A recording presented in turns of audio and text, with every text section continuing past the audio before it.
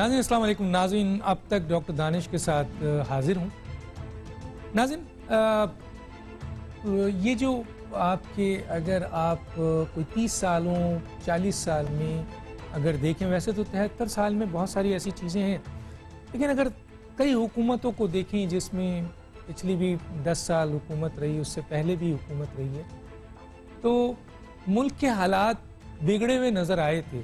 कई चीज़ों में बहरान नज़र आया, कई ऐसी जगह पर कई सवालात उठते थे हुकूमती कारकर्दगी की बुनियाद पर। यकीनन माजी में भी ये सूरत हाल रही, लेकिन अगर आज आप 2 साल के अरसे में मौजूदा जो हुकूमत है PTI की, इसमें अगर मुल्क की हालात पर अगर आप गहरी नज़र डालें 2 साल के अरसे में, तो कोई ऐसा एक शोबा नहीं है जहां पर तनज़्ज़ुली नज़र आ रही है, कोई कारकर्दगी नज़र नहीं आ रही है। मरकज़ और सूबों के दरमियान रस्साकशी नज़र आ रही है, इख्तलाफात शदीद बढ़ गए हैं और टकराव की सूरत हाल नज़र आ रही है या नहीं है ये अलग बात है, लेकिन नज़र आ रही है। और बड़े बड़े रहनुमाओं के स्टेटमेंट की बुनियाद पर, चाहे वो MNAs हों, मिनिस्टर्स हों, प्राइम मिनिस्टर्स हों, चीफ मिनिस्टर हों। दूसरी तरफ आइए, अब पंजाब की हुकूमत देखें, वहाँ तो अनसिक्योरिटी है, वहाँ की ब्यूरोक्रेसी हो, IGs हों, सेक्रेटरीज हों, कुछ नहीं पता कब हट गए, किस वक्त किसको हटा दिया जाए, किसकी हुकूमत चल रही है, कौन पंजाब की हुकूमत को सही मायनों में चला रहा है, समझ ही नहीं आता है। और जिस तरह उसकी कारकर्दगी है उस पर आप क्या बोलें। KPK की हुकूमत को देख लें, बलूचिस्तान की हुकूमत को देख लें, और इन तमाम हुकूमतों के ऊपर जो मरकज़ की हुकूमत बैठी है उसकी कारकर्दगी को देख लीजिए आप। अब तो ये हालात हो गए हैं कि मौजूदा हुकूमत की नाकस कारकर्दगी के बुनियाद पर जहां मरकज़ और सूबे टकराव की तरफ बढ़ रहे हैं, वहीं इदारों के ऊपर बहुत सख्त सवालात सामने आ रहे हैं और बहुत अहम इदारे के ऊपर भी अब सवालात उठने लगे हैं। और ये न अवाम के लिए अच्छा है, न खुद इस हुकूमत के लिए अच्छा है, न मुल्क के लिए अच्छा है, न किसी इदारे के लिए अच्छा है। ये इश्यूज़ हैं, हम इस पे बात करेंगे। और ये कि कराची और लाहौर को ज़रा सा थोड़ा सा डिस्कस ज़रूर करेंगे, क्या सिचुएशंस है। तो मेरे साथ जो गेस्ट आई हैं उनका तारुफ कराते हैं। मेरे साथ हैं जनाब एजाजुल हक साहब हैं, पाकिस्तान मुस्लिम लीग ज़िया के। आपका बहुत शुक्रिया सर, आपने हमें ज्वाइन किया। मेरे साथ हैं खुर्रम दस्तगीर साहब, साबिक वफाकी वज़ीर, सीनियर रहनुमा मुस्लिम लीग नून। आपका बहुत शुक्रिया सर, आपने भी हमें ज्वाइन किया हुआ है। और हमारे साथ सैयद नासिर हुसैन शाह साहब हैं, सूबाई वज़ीर इत्तलात, पाकिस्तान पीपल्स पार्टी से ताल्लुक़ है, एक सीनियर बड़े रिस्पॉन्सिबल वज़ीर हैं। आपका ये बहुत शुक्रिया सर, आपने हमें ज्वाइन किया। इससे पहले कि मैं आगे जाऊं, एक छोटा सा ब्रेक लेता हूं नाज़रीन, और ब्रेक के बाद आकर अपने मेहमानों से इस इशू पे बात करते हैं।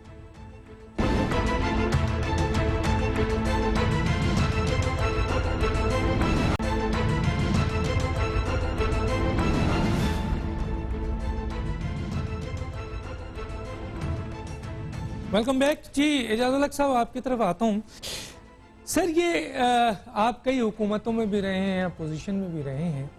ये जो मौजूदा हालात हैं, ज़ाहिर है हुकूमती की तरफ हम देखते हैं, ये जो मौजूदा हालात है मुल्क का, रोज़ बरोज़ देखने में आ रहा है कि ख़राब होता जा रहा है। और आवाम में फ्रस्ट्रेशन भी नज़र आ रही है। अब तो उबाल आ गया है आवाम में, और मरकज़ और सूबों के इख्तलाफात सामने आ रहे हैं, और जो कारकर्दगी के हवाले से बड़े बड़े सवालात हैं। और अब तो सर वाज़े तौर पर जो इदारे हैं उनके ऊपर भी अब सवाल उठने लगा है, जो माजी में इस तरह की सूरत हाल बहुत कम देखने को मिलती थी। क्या कहेंगे? जी डॉक्टर साहब, असल में जो मसला है वो मेरे ख्याल में कि एक तो जो काबीना है, मरकज़ी काबीना, इनका आपस में एक किस्म की कोई या तो अंडरस्टैंडिंग नहीं है, या फिर इनको सही पॉलिसीज़ जो है वो नहीं दी जा रही, क्योंकि हर कोई जो है वो अपनी अपनी बातें कर रहे हैं। और अभी आपने देखा होगा कि 2 साल की कारकर्दगी में कई वज़रा ने आकर बैठे हैं, लेकिन अपनी वजारत के अलावा पूरे प्लान पे वो गुफ्तगू करते रहे हैं। ये कोरोना के दौरान भी और अब भी मौजूदा सूरत हाल में जो कराची के अंदर पैदा हुई है, ये नेशनल इश्यूज़ हैं। इनके अंदर एक नेशनल प्लान बनना चाहिए क्योंकि ये कोई कराची वज़ीर आज़म के लिए और काबीना के लिए कोई अलग मुल्क नहीं है कि इन्होंने वीज़ा लेकर वहाँ पर जाना है। ये इनके इख्तियारात के अंदर है। और जैसा कि कोरोना के दौरान आपने देखा होगा कि एक दूसरे को नीचा दिखाने के लिए दोनों तरफ से बराबर की मुकाबला होता रहा। और इसी तरह अब ये फ्लड्स के दौरान भी अभी तक वज़ीर आज़म ने कराची का दौरा नहीं किया, जो कि मेरे नज़दीक एक बड़ी अफसोसनाक बात है। उनको पहले दिन वहाँ जाना चाहिए था, वज़ीर आला के साथ बैठते, साथ NDMA को और कोर कमांडर को और दीगर लोगों को बैठाते और फिर इस मामले को देखते कि हमने किस तरह से हल करना है। और कराची के लिए कोई एक लॉन्ग टर्म प्लान बनाना चाहिए था, क्योंकि वहाँ भी आपको पता है कि हुकूमत तो पीपल्स पार्टी की रही है और MQM की जो है वो बल्दियात की हद तक रही है। वहाँ भी दोनों में इख्तिलाफात की वजह से मेरे ख्याल में या तो इख्तियारात नहीं दिए जा रहे या फिर जो पैसे हैं फंड्स नहीं रिलीज़ किए जा रहे। तो वो भी जब भी किसी मेयर से बात करते हैं खड़े होकर तो वो अपनी दिखाते हैं कि मैं बेख्तियार हूँ और हुकूमत कहती है कि हमारे पास फंड्स नहीं है और मरकज़ हमें फंड्स दे। तो ये एक बड़ी अफसोसनाक मामला जो पैदा हुए हैं और इसमें मेरा ख्याल है कि ये मरकज़ का काम है, फेडरल गवर्नमेंट का काम है कि उसने चारों सूबों को साथ लेकर चलना है, इश्यूज़ को देखें क्या इश्यूज़ हैं मुल्कगीर और उनको फिर आगे लेकर चलें वो। लेकिन अफसोस इस बात का है कि अभी तक आपस में कोई एक अंडरस्टैंडिंग नहीं है। माजी के अंदर ये इकट्ठे बैठते रहे हैं, नेशनल एक्शन प्लान बनते रहे हैं, वो इम्प्लीमेंट भी होते रहे हैं। लेकिन अभी ये जो पिछले 6 माह साल से जिस तरह के मामलात चल रहे हैं जब से कोरोना है, मेरे ख्याल में हम दिन ब दिन नीचे की तरफ जा रहे हैं। लेकिन सर एक बहुत अहम सवाल है कि मौजूदा हुकूमत, क्योंकि मैं सिर्फ कराची का ही मसला नहीं, पूरी पंजाब को देख लें, आप KPK में देख लें, बलूचिस्तान देख लें, खुद फॉरन की जो 50 समथिंग मिनिस्ट्री है उनकी कारकर्दगी देख लें। लेकिन ये पूरी की पूरी हुकूमत का जो कारकर्दगी है उसका अक्स अहम इदारों पे पड़ रहा है सर, और अब सवालात अहम इदारों की तरफ जा रहे हैं। इसको कैसे देखते हैं सर आप? देखिए, ये आपकी बात भी किसी हद तक सही है क्योंकि परसेप्शन ये बना हुआ है और ये जो देखने में आ रहा है political as a political worker या पॉलिटिकल एनालिस्ट, मैं ये देख रहा हूँ कि मुतअद्दिद मरतबा ख़ासतौर पर जब आपने पंजाब की बात की, पंजाब पाकिस्तान का 62% है और एक बहुत बड़ा सूबा है। मेरे ख्याल में पाकिस्तान का सबसे बड़ा सूबा है, सबसे ज़्यादा पैसे उनके पास हैं, इख्तियारात उनके पास हैं। अब देख लें पंजाब में भी बल्दियाती अदारे बर्दाश्त नहीं हुए। ये पॉलिटिकल गवर्नमेंट्स जब आती हैं, मुझे अफसोस के साथ ये कहना पड़ता है कि ये बल्दियाती अदारों को सबसे पीछे ले जाते हैं और फिर जब नॉन पॉलिटिकल गवर्नमेंट्स आती हैं वो बल्दियाती इंतखाब करा रही होती हैं। अजीब व गरीब सी बात है, जहाँ ग्रास रूट लेवल पे जहाँ से डेमोक्रेसी शुरू होनी चाहिए वहाँ से शुरू नहीं होती। अब पंजाब में एक मेरे ख्याल में ज़िद लगी हुई है कि उस्मान बुज़दार के दरमियान और बाकी दीगर लोग जो है वो चाह रहे हैं कि यहाँ पर कोई तब्दीली आए और कोई बेहतर परफॉर्मेंस यहाँ पर हो। लेकिन मेरा ख्याल है कि मरकज़ जो है वो इस बात से टस से मस नहीं हो रहा और वो समझ रहे हैं कि अगर उस्मान बुज़दार साहब हटे तो शायद हमारी हुकूमत ही हट जाएगी। फिर इनके कोलिशन पार्टनर्स भी इनका साथ नहीं दे रहे खुलकर, ऊपर से तो दिखा रहे होंगे लेकिन अंदर से वो भी चाह रहे हैं कि किसी ना किसी तरीके से जो है वो हालात इस तरह जाएं कि हमारी बारी जो है वो किसी तरीके से आ जाए। तो एक गवर्नेंस की बात है ना सारी। और अब आप देख रहे हैं जिस तरह के मतलब सेक्रेटरीज को इस तरह तब्दील किया जा रहा है, चीफ सेक्रेटरी कितने तब्दील हो गए, मैं तो अब मुझे तो गिनती भी भूल गई है। इसी तरह DCOs को, DPOs को ठीक है सर, ठीक है, ठीक है सर, ठीक है, मैं आगे भी। चल के बात करूंगा। मैंने इस पे भी आपकी राय लेनी थी जो आप शायद नहीं दिया आपने, कि एक सपोर्ट का है, एक माहौल है कि जी ये हुकूमत लाई गई है, अब सारी ये लाइबिलिटी बन गई है। उस पर आपका कमेंट्स मुझे चाहिए था, तो मैं इस पे आपसे बाद में बात करूंगा। मैं आता हूं खुर्रम दस्तगीर साहब की तरफ। खुर्रम दस्तगीर साहब, मौजूदा हुकूमत को हर तरह की सपोर्ट हासिल है, हर तरह की सपोर्ट हासिल है, लेकिन उसकी कारकर्दगी पे भी उतने ही सवाल, और वो सवालात की बुनियाद ये है कि आज हम ये देखते हैं कि अवाम जो हैं वो उबलने लगे हैं। चाहे वो कराची हो, लाहौर हो, मुख्तलिफ जगहों पर हो। माजी में भी हालात ख़राब नज़र आए थे, लेकिन जिस तरह की सिचुएशन आज है कि सूबों और मरकज़ के दरमियान टकराव की सूरत हाल है और इनकी अपनी जो मिनिस्ट्री है उनकी कारकर्दगी पे सवाल है, पंजाब के अंदर उनकी ब्यूरोक्रेसी अदम मसलन अनसिक्योरिटी का उनके यहाँ माहौल है, कैसे देखते हैं सर आप? जिन्हें आप कहते हैं कि जी जो लोग लेकर आए थे वो एक शेर है कि उनके हाथों के तराशे हुए सनम आज भगवान बने बैठे हैं। इशू तो यही बना ना कि जो तजर्बा इमरानी है वो नाकाम हो गया और उसकी नाकामी की वजह यह है कि उसकी बुनियाद में एक गलत तशखीस थी पाकिस्तान के हालात की। कौम को और मीडिया को ये बताया गया कि पाकिस्तान इसलिए बदहाल है कि यहाँ जो है वो दो पार्टियां हैं, मुस्लिम लीग नून और पाकिस्तान पीपल्स पार्टी, वो मुल्क लूट कर खा गए और हर चीज की जो खराबी थी वो उनके सर पर थोपी गई। जब आपने गलत तशखीस की तो फिर उसका इलाज भी गलत निकला कि अगर इन पार्टियों के लीडरान को जेल में डाल दिया जाए तो मुल्क अज खुद ठीक हो जाए। तो आपने एक नहीं दर्जनों मुस्लिम लीग नून और पीपल्स पार्टी के लीडरान को जेल में डालकर देख लिया। आज भी हमजा शहबाज और खुर्शीद शाह साहब मेरे डिस्टिंग्विश्ड कॉलीग हैं कौमी असम्बली पीपल्स पार्टी के, वो आज भी जेल में हैं। लेकिन क्या मुल्क ठीक हुआ? मुल्क ठीक नहीं हुआ। इसी तरह मौशी पॉलिसी में इनकी तशखीस ये थी कि भी करंट अकाउंट डेफिसिट बहुत बढ़ गया मुस्लिम लीग नून का और कहते थे कर्जे बहुत ले लिए हैं। आज जब करंट अकाउंट डेफिसिट कहते हैं कि जी ठीक हो गया है तो पाकिस्तान के अवाम ये पूछने चाह रहे हैं, मेरे शहर गुजरांवाला के हम ये पूछना चाहते हैं कि जब करंट अकाउंट डेफिसिट ज्यादा था लेकिन आटा 33 रुपए किलो था, आज करंट अकाउंट डेफिसिट कंट्रोल हो गया है लेकिन आटा 75 रुपए किलो है। आज करंट अकाउंट डेफिसिट कंट्रोल हो गया है लेकिन चीनी 110 रुपए किलो है। आज करंट अकाउंट डेफिसिट कंट्रोल हो गया है लेकिन हजारों फैक्ट्रियां, सैकड़ों तो मेरे शहर गुजरांवाला में वो बंद हो गई हैं, लाखों मजदूर बेरोजगार हुए हैं। तो फिर ये जो तशखीस थी कि करंट अकाउंट डेफिसिट ही खराबी है वो भी गलत निकली। अगली जो इन्होंने कहा कि कर्जे बड़े लिए, अच्छा जी कर्जे लिए हमने 10,600 अरब के कर्जे लिए मुस्लिम लीग नून ने, लेकिन डॉक्टर साहब ये 2 सालों में अभी स्टेट बैंक ने चंद दिन पहले नंबर्स रिलीज किए हैं, ये हुकूमत जो है ये 15,000 अरब के कर्जे ले चुकी है। ये कौन सा इलाज है? ये तो बीमारी से बदतर इलाज है और पाकिस्तान के अवाम बिल बना रहे हैं। और अगर चले एक साइड से मौशी पॉलिसी में ये फील हुआ कि जिस सुनामी का दावा किया था वो दरअसल महंगाई और बेरोजगारी की सुनामी थी, बिजली और गैस महंगा होने की सुनामी थी, वो अगर खराबी थी तो कम से कम फॉरेन पॉलिसी में कोई मामला ठीक हो जाते।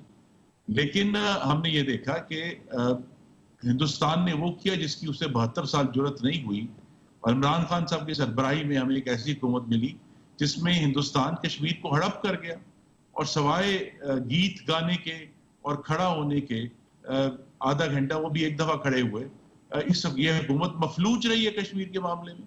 हमें वो हजार बातें कहेंगे जी मुश्किल है, अब कौम अवाम हमारा साथ नहीं दे रहे, दुनिया के लोग हमारा साथ नहीं दे रहे, लेकिन हकीकत ये है कि कश्मीर के मामले में हम किसी भी बैनुल अक़वामी फोरम से हिंदुस्तान की मजम्मत में एक लफ्ज हासिल नहीं कर पाए डॉक्टर साहब। तो इतनी बड़ी प्रॉब्लम आई है और जिसकी तरफ आपने इशारा किया जो आपका सवाल था, अब आप ये देखिए ना कि सिर्फ खारजा पॉलिसी में चाइना भी और सऊदी अरेबिया भी, यहां चीफ ऑफ आर्मी स्टाफ को खुद जाना पड़ा पाकिस्तान का नुमाइंदा बन के इस हुकूमत के जो वुज़रा थे उनकी जो ब्लंडर्स थी, उनकी फाश गलतियां जो थी उनको दुरुस्त करने के लिए फिर उनको आना पड़ा। फिर जब इकोनॉमिक टीम चेंज करनी पड़ी तब भी उसमें भी उनको इंटरवीन करना पड़ा। जब कोरोना कंट्रोल में नहीं आया उनको इंटरवीन करना पड़ा। टिड्डी दल कंट्रोल में नहीं आया उनको इंटरवीन करना पड़ा। आज हुकूमत प्रैक्टिकली जो है वो एक हाइब्रिड मॉडल से भी ज्यादा प्रैक्टिकली तो एक बिल्कुल जॉइंट एंटरप्राइज बन गई है ना, जिसमें जो सिविलियन साइड है वो तकरीबन मफलूज है। वो ना लेजिस्लेशन करवा सकते हैं पार्लियामान से, वो ना हमारे जो मुआशी मामलात है पॉलिसी है उसको हैंडल कर सकते हैं, वो ना खारजा पॉलिसी हैंडल कर सकते हैं। और अगर जो आखिरी कोई उम्मीद थी कि भाई सूबों में अगर इनकी हुकूमत है पंजाब में है, बलूचिस्तान में है, खैबर पख्तूनख्वा में है, तो वहां डॉक्टर साहब ये इस पे मीडिया कवर कम करता है। लेकिन यहाँ सूबों में ग्रास रूट्स पे, जैसे मैं अपने शहर गुजरांवाला में हूँ, एक गवर्नेंस का कोलैप्स हुआ है। सेहत के हवाले से, लॉ एंड ऑर्डर के हवाले से, तालीम के हवाले से, इंफ्रास्ट्रक्चर के हवाले से, जो है नहरें साफ कराने वाले के हवाले से, पानी की चोरी रोकने के हवाले से एक टोटल गवर्नेंस कोलैप्स नजर आ रहा है। तो यहाँ हमें एक जो खुलासा है कि हमें इस्लामाबाद में एक खारजा पॉलिसी और मुआशी पॉलिसी का कोलैप्स नजर आता है, वफाकियत और जमहूरियत का कोलैप्स नजर आता है, और ग्रास रूट्स पे एक गवर्नेंस का कोलैप्स नजर आता है। तो ये जो तजर्बा इमरानी है, इसकी नाकामी जो है, इसके ऊपर जरूर बात रोजाना होनी चाहिए कि भाई एक मॉडल ट्राई किया गया कि पता नहीं शायद ये साहब जो हैं इनको अगर तराशा जाए सनम को तो ये कोई पाकिस्तान को ठीक कर देंगे। ये बात वाजे हो गई है कि ये पाकिस्तान को ठीक करने के अहल नहीं है, और जो मांगे तांगे के लोग उनकी काबीना में डाले भी गए हैं, चाहे वो पुराने थे या नए थे, वो भी मफलूज और एक मुख्तलिफ सिमतों में चलते हुए नजर आते हैं। और नतीजा ये है कि पाकिस्तान की अवाम भूख से बिलबला रहे हैं, बेरोजगारी से बिलबला रहे हैं।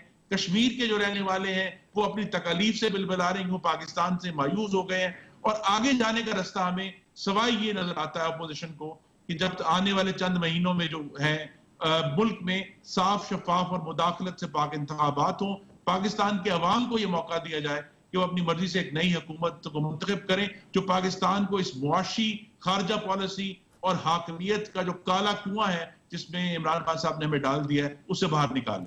मौलाना, पाकिस्तान मजीद जो है वो मुतहम्मिल नहीं है कि कोई और टेस्ट किया जाए। मैं आता हूँ जनाब सैयद नासिर हुसैन शाह, नासिर हुसैन शाह साहब की तरफ आता हूँ। नासिर हुसैन शाह साहब, मैं आपसे बड़ा पर्टिकुलर क्वेश्चन पूछना चाहता हूँ। दो सवालात है। एक तो ये है सर कि 73 साल हो गए, 73 ईयर्स हो गए हैं। देखने में ये आया है और ये सवालात उठ रहे हैं और ये सवालात दिए गए हैं जो मैं आपकी तरफ ला रहा हूं कि क्या वजूहत है कि एक दारुल हुकूमत पंजाब का है जो बहुत बड़ा सूबा है और उसका एक दारुल हुकूमत है जो बहुत तरक्की कर रहा है और लोग कह रहे हैं कि बन गया है, और एक सिंध का दारुल हुकूमत है, सिंध की जान है, बल्कि वो तो पाकिस्तान की भी जान कहलाया जाता है, मिनी पाकिस्तान कहलाया जाता है। वो उजड़ता रहा और मजीद उजड़ गया है। तो क्या वजूहत है? ये पर्टिकुलर क्वेश्चन है कि लाहौर बन गया और सिंध कराची उजड़ गया। इस पे आपसे एक ये सवाल, और दूसरा आज एक फ्रस्ट्रेशन की हालात देखने को आया इस कराची में जब हमने देखा कि कैंटोनमेंट के एरिया में, डिफेंस के एरिया में वहां के रिहायशी बिलबिला के उठ गए हैं जो करोड़ों अरबों रुपए टैक्स देते हैं, और तकरीबन शायद 30% कराची की पूरी एरिया कैंटोनमेंट का। इसको आप कैसे देखते हैं जो वहां के अवाम उबले हैं, तकलीफ में आए हैं? जी बिस्मिल्लाहिर्रहमानिर्रहीम, अल्लाहुम्मा सल्ली अला मुहम्मद व आले मुहम्मद। डॉक्टर साहब, हम सबसे ज्यादा तो आपको इदराक है, आप कराची को समझते भी हैं, उसका दर्द भी रखते हैं, उसकी डायनामिक्स को भी समझते हैं। आपको ये भी अंदाजा है कि कौन है जो यहाँ का दावा भी करते रहे हैं और यहाँ में जो कुछ आज भुगत रहे हैं हम सब लोग, उसकी जिम्मेदार भी वही लोग। आपने देखा होगा कि यहाँ पे बात की जाती है कि जी इक्तदार जो है वो यहाँ वालों को नहीं मिलता।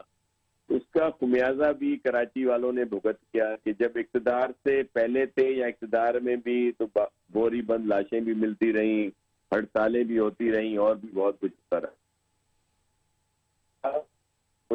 आपके टाइम में बल्कि चीफ मिनिस्टर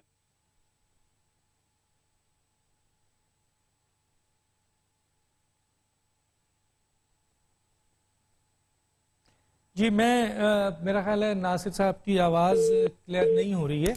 दोबारा हम उनको लेंगे दोबारा। पहले मैं ज़रा एक ब्रेक में जाता हूं और ब्रेक के बाद जो है वो आते हैं अपने मेहमानों के।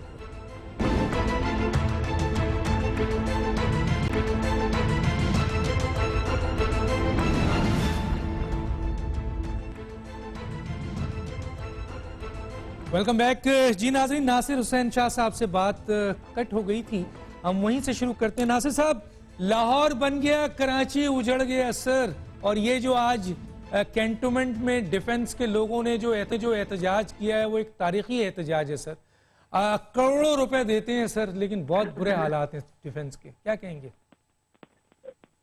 सर मैं कर रहा था कि यहाँ पे बहुत सारे इश्यूज हैं, लेकिन हम पूरी कोशिश कर रहे हैं। और आपने देखा होगा कि पहले अगर इससे कम क्वांटम की बारिश भी होती थी तो पूरा मफलूज हो जाया करता था। अब इस बारिश से पहले जाहिर है ये तो एक आफत थी, ये कोई ज्यादा बारिश या इस तरह भी नहीं, बल्कि आपने देख लिया कि किस तरह की ये बारिश थी। तो उसके बाद तो 1-1.5 दिन रहा है यहाँ पे बड़ा इशू, और उसके बाद फिर मामूल पे आनी हो गई है शुरू। लेकिन अब भी बहुत सारी जगहों पे इश्यूज हैं, और सिंध गवर्नमेंट ने, पाकिस्तान पीपल्स पार्टी की गवर्नमेंट ने यहाँ पे बहुत सारे इश्यूज को आइडेंटिफाई किया और उनको बेहतर किया। लेकिन अभी बहुत सारे इश्यूज रहते हैं बेहतर होने को, और उसके लिए सबको मिलकर काम करना पड़ेगा। और हम पूरी कोशिश कर रहे हैं। चेयरमैन बिलावल भुट्टो जरदारी साहब के खुसूसी हिदायत पर चीफ मिनिस्टर मुराद अली शाह साहब, उनकी पूरी टीम, आपने तो देखा होगा कि 2007 में बारिश हुई, 2009, 2010 या उसके बाद भी जब बारिश होती थी तो यहाँ पे 3-3, 4-4 दिन तक सब कुछ मफलूज हो जाया करता था। इससे आधे से भी कम बारिश होती थी, क्योंकि ये तो सारा रिकॉर्ड पे है, आ जाता है कि कितनी मिलीमीटर बारिश हुई है इन दिनों में। और तो ये जो बारिश हुई इसमें देख लिया आपने कि हमारे जो एरिया थे, खासतौर पर KMC, DMC या सिंध गवर्नमेंट के उसमें जो आते हैं, उसके साथ साथ DHA, CBC के जो इलाके थे, उनकी हालत ज़ाहिर भी आपके सामने है। और उनका भी इसमें कसूर इसलिए नहीं कह सकते कि ये एक आफत थी, और ये किसी भी मुल्क में हो तो वहाँ पे इसी तरह की सूरत हाल आती है। लेकिन हम सब ने मिलकर अब काम करना है, अपने शहर को बनाना है। और ये जो हमारी अभी इनके साथ कोऑर्डिनेशन या फैसिलिटेशन कमेटी बनी है फेडरल गवर्नमेंट के साथ, बस रिजल्ट निकलेगा। क्योंकि बहुत सारे इश्यूज ऐसे थे जो अगर साथ नहीं मिलकर बैठते तो हल नहीं होते। सारे वो इलाके हैं जो फेडरल गवर्नमेंट के उसमें आते हैं, वहाँ पे सॉल्व नहीं होते थे। ये पुराने अखबार में डिस्ट्रिक्ट गवर्नमेंट की या लीगली अलॉट कर दिए गए थे ये नालों के ऊपर, दीगर ऐसे जगहों पे जब इंक्रोचमेंट हटाने के लिए जाते थे तो इससे आ जाता था। इस दफा खुशाइन बात यह है कि चीफ जस्टिस साहब ने सीरियस नोटिस लिया हुआ है, तो इस वजह से जो लोअर कोर्ट्स हैं वो इससे भी नहीं देंगी। तो आप देखेंगे कि ये जितनी इंक्रोचमेंट है इसको हटाया भी जाएगा, और नालों के दोनों अतराफ में रोड बनाए जाएंगे, एक प्रॉपर तरीकेकार अपनाया जाएगा ताकि इस तरह की सूरत हाल दोबारा ना हो और यहाँ पे बेहतरी आए। फिर इसमें जो सॉलिड वेस्ट का मसला है कि कचरा हर जगह से उठाया जाए, वो उस पर मुकम्मल तौर पर काम हो रहा है और इंशाल्लाह बेहतरी आएगी और हम सबको अच्छे की उम्मीद रखनी चाहिए। ठीक है सर, एक सवाल छोटा सा, बहुत छोटा सा, 2 सेकंड का जवाब है, उसके बाद मैं अपने दूसरे साथियों की तरफ जाऊंगा, फिर आपसे एक और अहम सवाल पे आऊंगा। सर छोटा सा एक है कि अब जाहिर है कि बल्दियाती जो आपका मेयर है उनका तो टाइम खत्म हो गया है, आपने कोई नाम फाइनल कर लिया है सर जो आइंदा मेयर होंगे सर कराची? देखिए मैं आपको अर्ज करूं कि एक नाम है पर मुशावरत जारी है कि जो बहुत अच्छा अफसर हो और जो इन चीजों को समझता हो, और वो सिंध गवर्नमेंट भी लगाएगी अपना कोई सिंध गवर्नमेंट का अफसर होगा जिसको लगाया जाएगा। और ये शुरू में मेरे लिए काबिल इज्जत और एहतराम है जो अभी बात कर रहे थे, जिन्होंने कहा कि लोकल गवर्नमेंट्स को जब भी इलेक्टेड गवर्नमेंट नहीं चलने देती, तो आपने देख लिया कि ये वाहिद पीपल्स पार्टी की गवर्नमेंट है सिंध में जिसने इनका टेन्योर पूरा होने दिया, जो ये इलेक्टेड लोग सब आए थे। हालांकि कराची बहुत अहम है, हमारे सूबे का कैपिटल है, उसमें अगर मेयर साहब दूसरी पार्टी से थे या हैदराबाद में थे तो हमें जब पंजाब वालों ने जब वहाँ के इलेक्टेड लोगों के 2 साल रहते थे, उनको घर भेज दिया, तो हम पर भी यहाँ प्रेशर आया। लेकिन चेयरमैन बिलावल भुट्टो जरदारी साहब ने कहा कि ये लोगों का मैंडेट लेके आए हैं और इनको अपना टेन्योर पूरा करने दें। ठीक है सर, नाम तो दे दें सर, नाम आपने फाइनल किया है? कोई नाम फाइनल किया है सर? नाम फाइनल किया है सर आपने? कोई नाम फाइनल है मेयर के लिए सर? नहीं सर, एडमिनिस्ट्रेटर की बात कर रहे हैं। एडमिनिस्ट्रेटर के लिए, एडमिनिस्ट्रेटर के लिए यस यस तो इंशाल्लाह आएगा, ही होगा। लेकिन अभी जो एडमिनिस्ट्रेटर है वो देखते हैं, मशावरत जारी है और 1-2 दिन में आपके सामने। अच्छा, नाम आप ब्रेक नहीं करेंगे यहाँ पर? चले, मैं आता हूँ एजाज उल हक साहब की तरफ। एजाज उल हक साहब आपकी तरफ आता हूँ। एजाज उल हक साहब, बिल्कुल पर्टिकुलर क्वेश्चन है सर इश्यूज के लिहाज से। क्या वजूहत है सर कि लाहौर बन गया है सर और कराची उजड़ गया है सर? आपके नजदीक क्या वजूहत? देखिए, ये सारे जो जो जो मसले हैं, कराची एक तो बहुत बड़ा शहर है और हर किस्म के लोग वहाँ पे रह रहे हैं और उसने बहुत ज़्यादा एक्सपैंड किया है ओवर द ईयर्स और वो अम्यूनिटीज़ नहीं दी गई जो कि देनी चाहिए थी। ये अब कह रहे हैं कि इन्होंने बलदियाती इदारों को तहलील नहीं किया, बहुत अच्छी बात है, इसका क्रेडिट इनको जाता है, लेकिन क्या बलदियाती इदारों को काम करने दिया? ये डॉक्टर साहब मुझे बताएं कि जिस तरह से कराची में गंदगी, और अभी ये बड़ी अच्छी बातें की हैं जो कि तजावज़ात ख़त्म कर रहे हैं और दीगर मामलात ये लोग कर रहे हैं, लेकिन ये काम तो बहुत पहले कर देने चाहिए थे। जब सड़कें बन रही थी तब निकासी के प्रोग्राम बनने चाहिए थे, जब डेवलपमेंट हो रही थी उस वक्त देखना चाहिए था, जब चाइना कटिंग हो रही थी उस वक्त उसको रोकना चाहिए था। तो अब भी मैं समझता हूँ अगर चलें बेहतरी की तरफ ले जाएँ।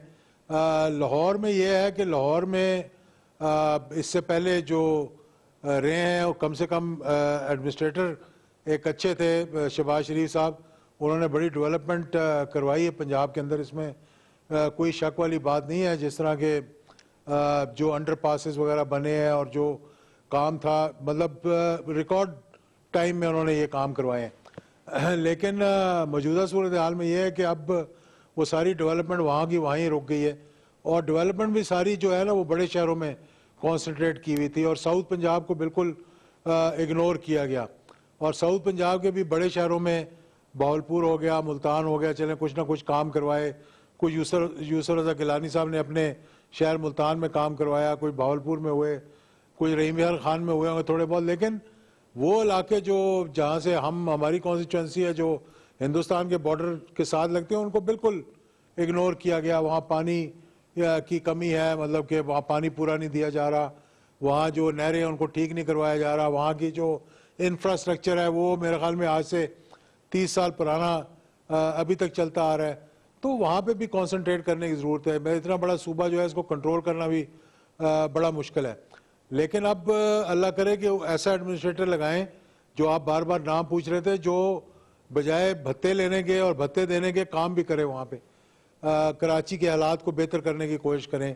हज़ारों लोग अगर आप देख लें कि बलदियाती अदारे जो हैं कराची में, वहाँ पे सफाई करने वाले कितने हज़ारों की तादाद में भर्ती किए होंगे लोग, लेकिन ड्यूटी पे कितने आते हैं ये आपको पता होगा, या मतलब कराची वालों को पता होगा कि कितने लोग हैं जो वहाँ पे ड्यूटी पे जाते हैं और काम करते हैं और कितने लोग हैं जो घरों में बैठ के तनख्वाह लेते हैं।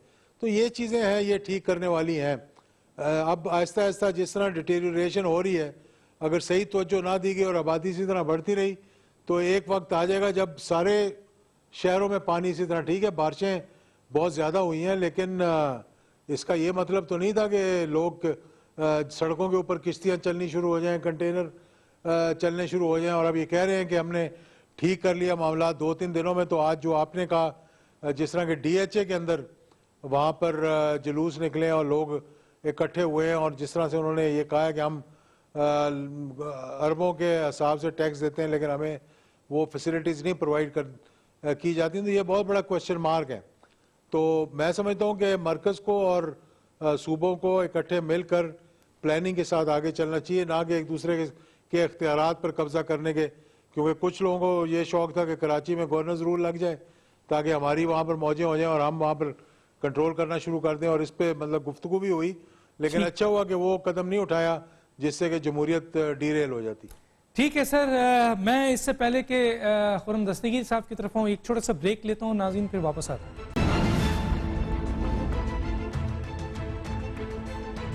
वेलकम बैक जी। ख़ुरम दस्तगीर साहब, मैं भी इसी इशू पे थोड़ा सा आपकी राय लेना चाहूँगा। लाहौर सब मानते हैं कि जी बन गया है और बन गया है, इन्वेस्टमेंट हुई है, बहुत इन्वेस्टमेंट हुई है। कराची को इग्नोर किया गया, क्या इसकी वजह ख़ास तौर पे बड़ी पार्टियों की तरफ से, क्या इसकी वजह ये है कि कराची ने बड़ी पार्टियों को वोट नहीं दिया है, चाहे वो पीपल्स पार्टी हो, चाहे वो PMLN हो, मुत्तहदा कौमी मूवमेंट को दिया, जिसके ऊपर आज सवाल है कि उन्होंने डिलीवर नहीं किया, उन्होंने कराची को कुछ नहीं दिया बल्कि तबाह किया। ये सवाल बन रहा है अब उनके ऊपर। लेकिन ये रीत तोड़ी है अभी कराची वालों ने। 14 सीट एक बड़ी जमात PTI को दे दिया है और MQM की 6 सीट भी उन्हीं के साथ है, लेकिन कराची फिर भी इग्नोर हो रहा है। क्या कहेंगे सर? कराची एक तो हम सबका एक मुश्तरका ऐसा शहर है, ऐसी मिट्टी है जिसने पूरे पाकिस्तान को अपने आगोश में लिया हुआ है। तो उसकी जो बेहतरी मुस्लिम लीग नून के सामने आई वो 2013 में आपको याद है कि एक कराची में बहुत बड़ा अमन व अमान का मसला था। रोजाना दर्जनों कराची के शहरी टारगेट किलिंग का शिकार होते थे और बहुत खराबी थी। और उसके लिए फिर हमने सिंध की जो मुंतखब हुकूमत थी पाकिस्तान पीपल्स पार्टी की, उसके साथ मिलकर काम शुरू किया, रेंजर्स को भी इसमें शामिल किया, एक मॉडल क्रिएट किया जिसमें तमाम इदारे आपस में बैठकर बात कर सके। और बजाय ये कि सिविलियन इदारों के इख्तियारात कम किए जाते, सबको एक ख़ास जो इख्तियारात थे तफवीज़ करके हमने अल्लाह के करम से कराची को पुरअमन किया है। आज कराची पुरअमन है। कराची में और बहुत मसले हैं, लेकिन कम से कम कराची के शहरियों का उस तरह कत्लेआम नहीं हो रहा जो 2013 तक हो रहा था। ये दुरुस्त नहीं है कि उसका वहाँ कराची को इग्नोर किया गया। हाँ, कराची की जो इंफ्रास्ट्रक्चर नीड्स हैं शहर होने के नाते वो बहुत ज्यादा है। सर्विसेज, म्यूनिसिपल सर्विसेज का इशू है और ये मामला अव्वल तो सबसे बड़ी जिम्मेदारी ऑफकोर्स मुंतखब हुकूमत की है, पाकिस्तान पीपल्स पार्टी की है और सूबाई असम्बली सिंध का काम है कि इस मामला को डिबेट करें। लेकिन वफाक को जरूर ये ऑफर करनी चाहिए कि आए हम मिलकर बैठें। और ये हम सब भूल जाते हैं कि सदर पाकिस्तान का ताल्लुक भी शहर कराची से है, वो कराची के शहरी हैं, तो उन्हें भी ये अपना किरदार अदा करना चाहिए कि वो सब इदारों को बिठाएं, वफाकी हुकूमत को बिठाएं, और बजाय ये कि वफाकी हुकूमत जो है वो जहाज देकर वज़ीर आज़म भेजें अपने वजीरों को और कहें कि जाके सिंध की हुकूमत पर चढ़ दौड़ो। एक कोऑपरेटिव मॉडल जो कराची को पुरअमन करने में इस्तेमाल किया गया था उसको इस्तेमाल करें, कराची का सीवरेज ठीक करने के लिए, कराची की सड़कें ठीक करने के लिए, कराची का गंद उठाने के लिए। तो यहाँ जो है बहुत बड़ा एक हमारे पास सामने चैलेंज है। लेकिन जमहूरियत में ये चैलेंज जो है हमेशा गुफ्तगू से और एक दूसरे का एहतराम करके और एक दूसरे का जो हक है जमहूरियत में वो फाइक हक को तस्लीम करके आगे चला जाता है। यहाँ ये है कि वफाकी हुकूमत जो है वो इल्जाम गर है लेकिन चारा गर नहीं है, वो मामलात को दुरुस्त करने के लिए तैयार नहीं है और वो जिम्मेदारी जो है किसी और के सर पे थोपते हैं। तो इसी वजह से हम ये देख रहे हैं कि शहर कराची में एक फ्रस्ट्रेशन भी है। और ऑफकोर्स जिन इलाकों का आपने जिक्र किया कि कैंटोनमेंट और DHA, वो तो आपको पता है कि हमेशा से ही कैंटोनमेंट बोर्ड्स जो हैं वो पाकिस्तान आर्मी के और दूसरे जो हमारे दिफाई इदारे उनके तहत हैं। तो वहाँ भी अगर इशूज हैं तो उनको भी बिठाकर बात करनी चाहिए, क्योंकि बिल आखिर हम सब पाकिस्तान के शहरी हैं। और अगर कराची जो पाकिस्तान की फाइनेंसेस और पाकिस्तान के जो बहुत बड़ा इंडस्ट्रियल का एक दिल है, उसकी बेहतरी पाकिस्तान की मईशत की बेहतरी है, तो हमें यहाँ मिलकर काम करना चाहिए। यहाँ हम उल्टा देखते हैं कि जिस तरह कौमी असम्बली में हाल है, एक दूसरे को इल्जाम तराशी है और हर चीज मफलूज हो जाती है, फिर कई दिन लगते हैं मामलात को ठीक करते हुए, फिर वो खराब हो जाते हैं। यहाँ भी अगर वज़ीर आज़म शुनीद है कि जुमेरात को तशरीफ ला रहे हैं, उनसे पहले बुध को शहबाज शरीफ साहब भी तशरीफ ला रहे हैं, तो अगर ये दोनों साहिबान आ रहे हैं तो वो तो शहबाज साहब का तो एक अवामी दौरा होगा, वज़ीर आज़म का इंतजामी दौरा होगा, लेकिन बहरहाल हमें सबको मिलकर बैठना है कराची के जो लॉन्ग टर्म इशूज हैं उनको सॉल्व करने के लिए। उसमें एक बहुत बड़ा मसला ये है कि कराची के जो बाहर के जो सबर्ब्स हैं वो जो फैलते जा रहे हैं, वहाँ साफ पानी की फराहमी, वहाँ भी ये इशूज के भी उसकी कोई प्लानिंग के जरिए वो एक्सपेंड हो। तो ये सारे इशूज कराची के पानी, कराची का सीवरेज, कराची का जो सॉलिड वेस्ट मैनेजमेंट का निज़ाम है, उसकी सड़कों का निज़ाम है, उसके पुलों का निज़ाम है, ये अगर एक बाहमी ताउन से मामला किया जाए तो ये बेहतर तरीके से, और ये नहीं है, किसी को ये एक्सपेक्टेशन नहीं है कि अगले 5 दिन में मामला ठीक हो जाएगा, इसमें साल, लेकिन आज से आगाज कर दें, लेकिन आगाज इस बात से करें कि जो सिंध की हुकूमत है उसका भी उतना ही हक है जमहूरियत के तहत जितना वफाकी हुकूमत का हक है।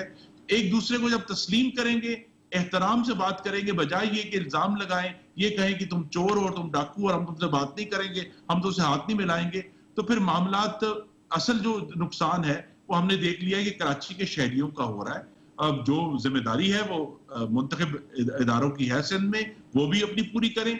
वफाक ने मदद करनी है, वफाक मदद करे, लेकिन हमने ये देखा है कि ये जो हुकूमत है ये मुस्तकिल जो है वो सूबों के हकूक पर, सूबों के वसाइल पर हमलावर है। इन्होंने कोशिश की एनएफसी अवार्ड के जरिए मई में जो इन्होंने किया था कि सूबों से उनके जो वसाइल हैं वो वापस खींचे जाएं, हमने उसकी मज़ामत की, मैं खुद अदालत में गया और अल्लाह के करम से हमें कामयाबी हुई। इस्लामाबाद हाई कोर्ट ने मजबूर किया वफाकी हुकूमत को कि वो अपना एनएफसी का जो नोटिफिकेशन है वापस लेकर नया इशू करें। तो ये मुस्तकिल जो पीटीआई की हुकूमत है इसका जो खमीर है वो आमिराना है। वो इस बात पर नहीं सोचते कि भाई हमने बहुत मुश्किल से जो सकूत ढाका हुआ था उसके बाद उसका सबक 40 साल बाद आया कि हमने 18वीं तरमीम पास की और सूबों को वो हकूक दिए जो उनका हक था। तो अब हम इसको, ये अगर रोल बैक होगा तो पाकिस्तान का नुकसान होगा। तो हमने इसी स्ट्रक्चर में रहते हुए, अगर 2 साल पहले जब मुस्लिम लीग नून की हुकूमत थी तो कोई नहीं कहता था कि 18वीं तरमीम खराब है या पाकिस्तान के पास वसाइल कम है। अचानक ये हुकूमत आई है और हमने देखा है कि इनकी नाअहली और नालायकी की वजह से, बदनीयती की वजह से पाकिस्तान में वसाइल की कमी भी हो गई है। अचानक वफाक और सूबों के भी ताल्लुकात खराब हो गए हैं और ओवरऑल जो है पाकिस्तान की मुईशत और जो फॉरेन पॉलिसी है उसकी तबाही हुई है। और हमें बार बार वजीर आजम याद आते हैं, वो कहते थे कि जी अगर बिजली महंगी हो, गैस महंगी हो, आटा महंगा हो, चीनी महंगी हो, तो फिर वजीर आजम चोर होता है। तो फिर आज जो है ये इस हुकूमत का यही हाल। ठीक है सर, बहुत शुक्रिया। आप तीनों का वक्त खत्म हुआ चाहता है। नाज़रीन, दानिश को इजाजत दीजिए। अल्लाह हाफिज।